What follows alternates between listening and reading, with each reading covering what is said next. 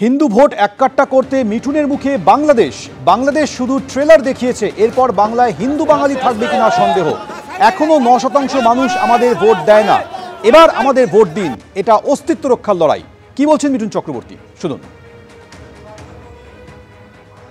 এখনো 9% হিন্দু ভোট দেয় না। আমি চিৎকার করে রিকোয়েস্ট করছি, এবার ভোট করুন। বাংলাদেশ একটা ট্রেলার দেখিয়েছে আপনাদের। এরপরে পশ্চিমবাংলায় হিন্দু বাঙালি থাকবে কিনা সেটা নিয়ে আমার কাছে প্রশ্ন রয়ে যাবে। এটা আমাদের অস্তিত্বের লড়াই। যে 9% হিন্দু এখনো ভোট করে না, তাদের রিকোয়েস্ট করছি ভোট করুন। নইলে আসন্ন নির্বাচনে যদি আমরা জিততে না পারি তাহলে হিন্দু বাঙালি যারা আছে তাদের জন্য খুবই কষ্টের দিন আসবে। মিঠুন চক্রবর্তীর এই মন্তব্যের পর আক্রমণ করে জয়প্রকাশ মজুমদার বলছেন, বাংলাদেশের কথা বলে পশ্চিমবঙ্গে অশান্তি তৈরির চেষ্টা হচ্ছে। কত দেশে সামরিক অভ্যুত্থান হয়েছে বা অন্য ঘটনা ঘটেছে, সেখানে ক্ষমতা বেদখল হয়েছে।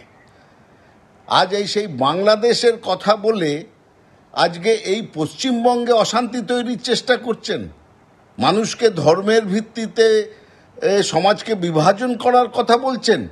আজকে এই কথাটা তিনি বম্বেতে গিয়ে বলতে পারবেন যে বাংলাদেশের কথা বলে এই রাজ্যে কোনো অশান্তি এই রাজ্যের লোক সহ্য করবে না। 26-এর আগে সংসদে দাঁড়িয়ে তৃণমূল সরকারকে নিশানা করলেন অমিত শাহ। কেন্দ্রীয় স্বরাষ্ট্রমন্ত্রী সংসদে দাঁড়িয়ে অনুপ্রবেশ ইস্যু নিয়ে তৃণমূল সরকারকে আক্রমণ করলেন। পশ্চিমবঙ্গ সরকারের জন্য সীমান্তে 450 কিলোমিটার এলাকায় কাঁটাতার লাগানোর কাজ আটকে রয়েছে। কাঁটাতার লাগাতে গেলে শাসক দলের ক্যাডারদের বাধা, ধর্মীয় স্লোগান। লোকসভায় সরব অমিত শাহ। 450 किलोमीटर के लिए गृह सचिव बंगाल के मुख्य सचिव के साथ 7 मीटिंग करे, ये भूमि नहीं देते हैं। मान्यवर, जहां फेंसिंग लगाने जाते हैं सत्ताधारी पार्टी का कैडर आकर हुड़दंग करता है, धार्मिक नारे लगाता है।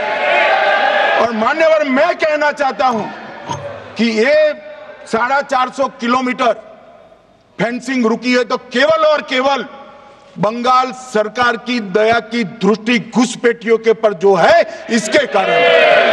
और मान्यवर, इससे आगे ये 450 किलोमीटर शायद ये भाषण सुनकर ममता जी भूमि दे भी दे, गया दिल्ली तक आ गए, आपके नाक के नीचे आया।